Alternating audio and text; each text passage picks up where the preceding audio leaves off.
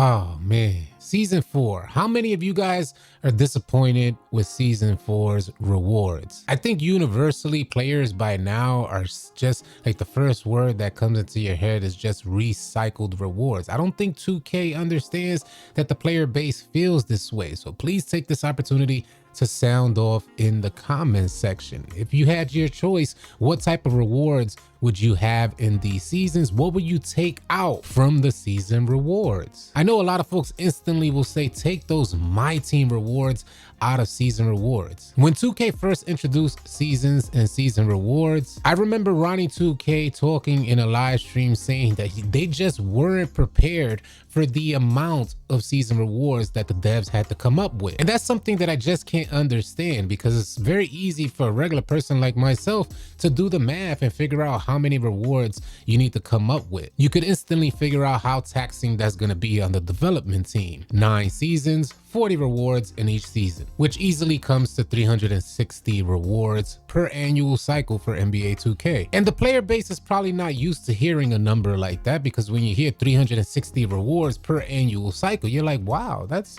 2K is giving us a lot. But as a player, how many of those rewards are actually useful for your gameplay? Surely some of the aesthetic rewards, like the material type of stuff, giving you clothing, mascots, things like that, are pretty dope and have no effect on your gameplay. But then you got those My Team rewards, and then you got those like armbands. How many of you guys actually use armbands? Maybe they are helpful, but highly doubtful in my experience, from creating players with low attributes in a particular category to creating players with super high attributes in a particular category, something like the steel category. You don't really see much difference in gameplay. So what difference is an armband gonna prove for your gameplay out there? So in my opinion, the armband gameplay difference is negligible. I'm not certain if you guys realize, but there is a survey in the most recent courtside report for the season 4 update. I'm gonna pull up the season 4 courtside report and show you guys that if you scroll down all through the report,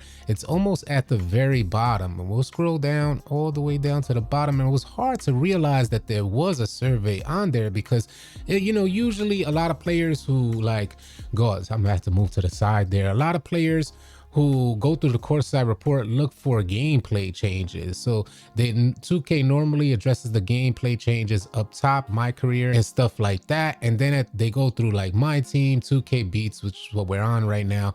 But in closing remarks, you guys could see right here, I'll see if I could highlight it. Closing remarks, you'll see, click here and take our 8-minute NBA 2K community survey. When I went into that survey, 2K had a bunch of questions as to how often you guys play and what you guys think about season rewards. So I think it's really important that you guys go on and take that survey and sound off. Let 2K know how you really feel. During yesterday's live stream, we noticed that there seems to be a consensus that the community is unhappy with season rewards and how 2K is approaching season rewards. The best way to create change for 2K is giving them information. 2K needs to get overloaded with information so that they understand what the community feels about their processes in developing NBA 2K games. And if you guys sound off in the comment section and let them know what type of rewards the community would be appreciative for, then maybe we can create some changes in these season rewards. I know a lot of people are like, well, they put My Team rewards because My Team is a money maker for 2K. So they try their best to make that connection between My Career players and My Team players, so that way they can go into that game mode and indeed spend more money. During yesterday's live stream, I was mentioning that 2K was just like so close to having an outstanding game. On the release of 2K23, I thought the game was amazing. I love that it had a learning curve, and I was just thinking,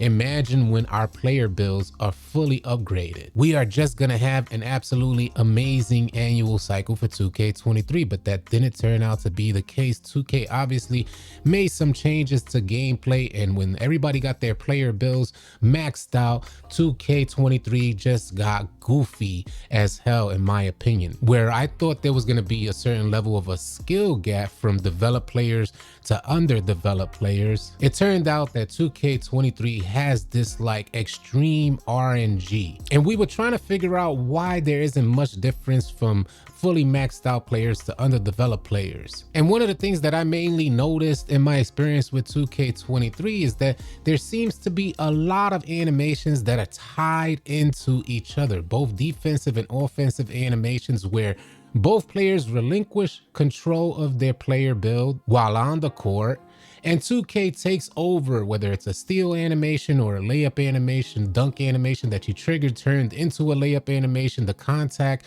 or impact engine takes full control of both players, and each player loses the ability to maintain control and perform the animation that they actually queued up. Hopefully I didn't lose y'all with that statement. I'm saying you're queuing up a particular animation and 2K says, nah, hold on, we got a better animation for you, or we got a more convenient animation toward realism for you guys. And what I mentioned in yesterday's live stream is that 2K needs to get into those animations and separate them like it once used to be with 2K games. You trigger a dunk animation, you get a dunk animation. The defense triggers a block animation, they get a swap block animation. The point I'm trying to make is we always had control. Season 4 rewards are such a disappointment, so it leaves players like myself to reevaluate the actual gameplay portion of 2K23. And when you're out there witnessing interior defense just absolutely horrendous, driving to the paint is just a brain dead function, more convenient for the offense, and it renders the defense somewhat irrelevant. Initially it may seem fun, but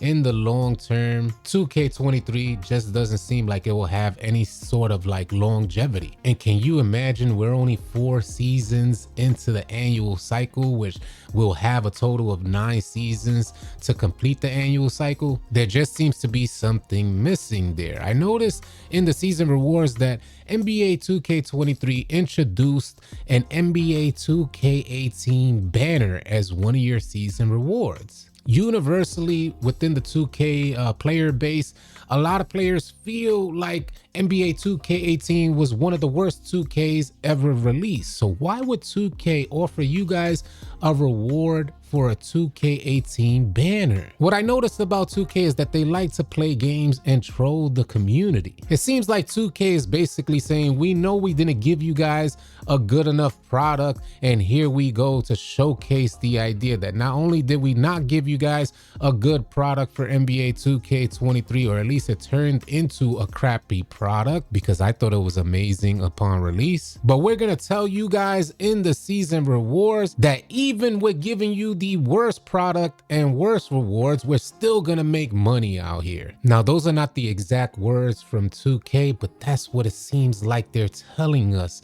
especially when we seen the gameplay for 2K23 just like go off a cliff and go downhill. I started to wonder, was 2K23 ever a good game? In the beginning of the year, it felt absolutely amazing, but a lot of players didn't have their badges and expectations were set low because there was a learning curve. Of course, you can never count the 2K community out. We met that learning curve and started to play ball with what we had in front of us in NBA 2K23. When players maxed out their build, they realized, hey, this is just the same nonsense that we've been experiencing over the last few years. Like, as if we're in beta testing and 2K is using us as guinea pigs. The gameplay just doesn't feel like a complete next-gen experience. But why is that the case when we already had 2K16, 2K17, 2K19, 2K20, where gameplay was just fluid in motion? Everything felt good. RNG wasn't nearly as prevalent. Catch animations, weird out of bounds calls weren't in the game. You dribble in to a nice smooth dribble pull up, or you dribble into a nice smooth drive animation. 2K23 just seems clunky, as if you gotta dribble, stop, then pull up into a weird clunky animation. There's no smooth range of motion. Same on your drive, you dribble and then it kind of pauses, then goes into a drive animation, or you're just dribbling forward and you feel 2K kind of slowing your player down. How many of you guys have experienced that? We're 4 seasons into NBA 2K23. Do you guys think the player base will last all 9 seasons? I'm definitely curious to hear your thoughts about that. Here at AllCity Live TV, we're doing our best to keep the community engaged with NBA 2K23. That's not to say that I want you guys to play a bad game, but it's the only basketball option that we have. So within our Discord community, we're creating a ton of tournaments. We're gonna have a ton of events to help keep the community together and engaged playing NBA 2K23. If 2K23 can't create the fun for us, myself and our community are gonna do our best to elevate the experience on 2K23. It's time to bring things back to fun. I think 2K has lost that idea, and I don't know along the way what made them lose the idea. Maybe it's the concept of like bringing the simulation type of realism to the game, but during that process, 2K seems to be messing up the gameplay. And I really need you guys to sound off in the comment section below and let 2K know how you're feeling about the gameplay experience. Even if it's a positive experience with NBA 2K23, don't just take my word for it. If you're having fun, let 2K know you're having fun and why you're having fun. But if you're out there and you're frustrated with the gameplay and it just seems underwhelming, sound off in the comment section. Let 2K know what changes need to be made, what incentives can be added to help you really enjoy 2K23's gameplay. 2K has made a bunch of dumb decisions along the way, and season 4 is no exception. 2K introduced new rec uniforms, and I just couldn't believe it. You know, we go into the Pro-Am arena, and if like the colors for our teams are even slightly close, it gets really confusing when you're out there, you're trying to run point, and you know, a lot of players like use their peripherals to set up their offense and pass the rock to an open man. And considering the idea that you're using your peripherals, you need to have that contrast in the uniforms. The new 2K rec uniforms are damn near the same color, just one lighter than the other. And that left me so confused, because even when you're setting up your Pro-Am team jerseys, it tells you the home team should be this color and the away team should be that color. This way you can see the contrast in uniforms. Unfortunately, 2K didn't take their own advice and made the new rec uniforms very similar to each other. Although at first glance the uniforms look pretty fiery, I know it's going to lead to a lot of confusion out there on the court. I'm curious to see how 2K23 holds up as the annual cycle progresses. I'm also curious to see how the player base reacts to this season and the seasons to come. Thank you guys so much for tuning in. Y'all be sure to keep it locked right here at AllCity Live TV, because we got a bunch more NBA 2K23 news, information, and updates coming your way. Drop a like, drop a sub on your way out. I'll catch you guys on the next video or live stream. Easy, y'all.